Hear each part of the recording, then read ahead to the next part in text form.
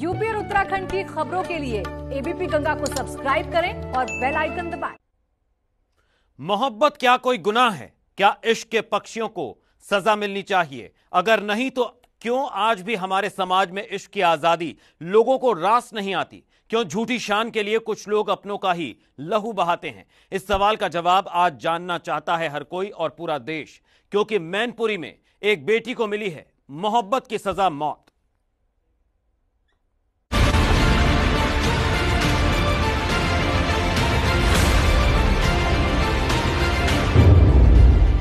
क्या इश्क करने की सजा मौत मिलेगी? ये सवाल आज मैनपुरी की फिजाओं में गूंज रहा है। वजह है चांदनी की ये तस्वीर, जिसमें प्यार की पंक्षियों के अरमान को साफ देखा जा सकता है। और शायद यही वजह है कि दोनों के प्यार को नजर लग गई। चांदनी हत्याकांड में बड़ा खुलासा। जेसीबी की मशीन से खेतों में खुदाई, और इस खुदाई में सामने आई सच्चाई आपकी रूह को हिला कर रख देगी। वजह है चांदनी की लाश, जो उसके अपनों ने ही यहीं छिपाई थी। आप सन्न रह जाएंगे ये जानकर कि चांदनी का हत्यारा कोई और नहीं बल्कि उसके ही सगे भाई हैं।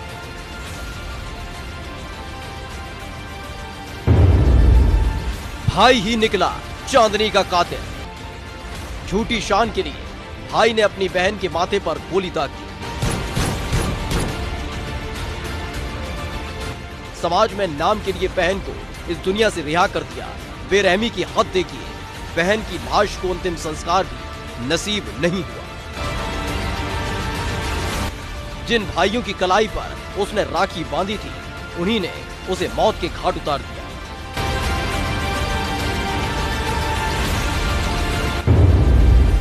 झूठी शान के लिए बहन का कत्ल। मैनपुरी में घर पर भाइयों ने दिल्ली में काम करने वाली अपनी बहन चांदनी को फोन कर घर बुलाया और गोली मारकर हत्या कर दी।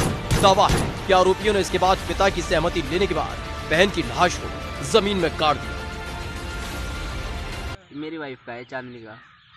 क्या मामला हो गया था पूरा? मामला ये था कि यहाँ पे घूमने के लिए लाए थे केवल जी। और ये घुमाने के लिए लाए थे 2 दिन के लिए।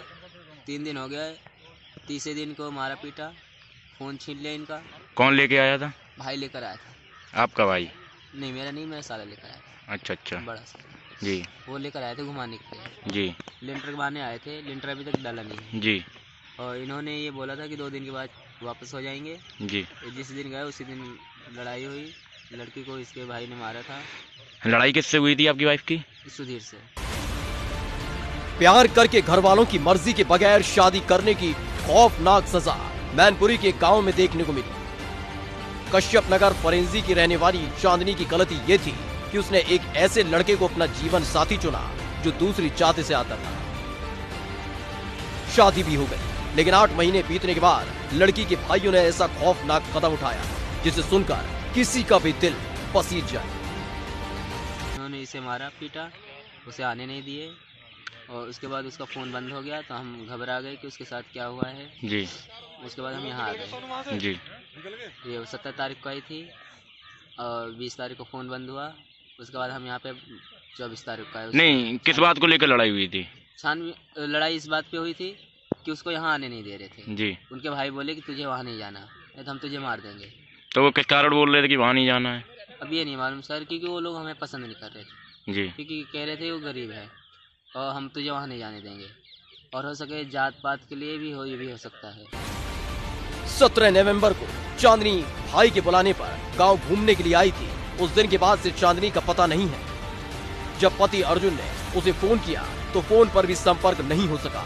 पत्नी की तलाश में अर्जुन अपने परिवार के साथ उसके गांव मैनपुरी पहुंचा। 17 नवंबर से लापता थी चांदनी। चांदनी के घर वालों का कहना था कि बेटी दिल्ली के लिए निकल चुकी है, लेकिन जब दिल्ली में भी चांदनी नहीं मिली तो पति अर्जुन ने दिल्ली के ही मयूर विहार थाने में चांदनी के भाइयों सुनी और सुधीर के खिलाफ किडनैपिंग का मुकदमा दर्ज कराया। उसके बाद जो हकीकत सामने आई उसने सबके होश उड़ा दिए। उसके बाद सर हम यहाँ आए, यहाँ पता लगाए तो ये लोग कह रहे हैं कि यहाँ से चली गई लड़की। जी। और यहाँ से गई नहीं थी लड़की। जी। हमें शक था कि ये लोग झूठ बोल रहे हैं। जी। उसके बाद हम यहाँ छानबीन करके यहाँ से चले गए अपना। फिर कैसे पता चला कि यहाँ नरकंकाल मिला हुआ है? तो हमने वहाँ से हाई कोर्ट से ऑर्डर लिया था जी वहाँ एप्लीकेशन डाला जी वहाँ से हमें सर लोगों से फिर मुलाकात हुई फिर वो लोग यहाँ आए जी यहाँ पे पूछताछ के लिए तो पूछताछ किए और उसके बाद इन लोगों ने मना कर दिया। इनके पापा थे वो भी गुमशुदा हैं मम्मी कल थी आज मम्मी भी गुमशुदा हो गई हैं जी और इनके भाई थे उन्होंने बताया कि कोने में गाड़े हुए हैं जी तो कोने में गाड़े हुए थे हर जगह खुदवा लिए नहीं मिले बीच में अफसरों का शक पड़ा कि बीच में भी गाड़ते हैं तो बीच में खुदवाए तो बीच में जाके मिला कंकाल।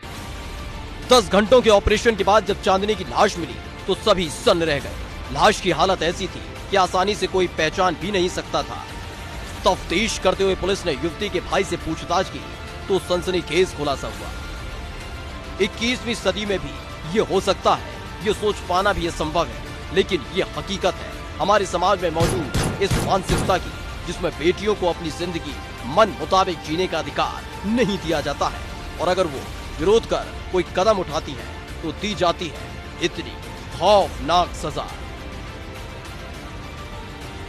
एबीपी गंगा के लिए मैनपुरी से अर्पित की रिपोर्ट।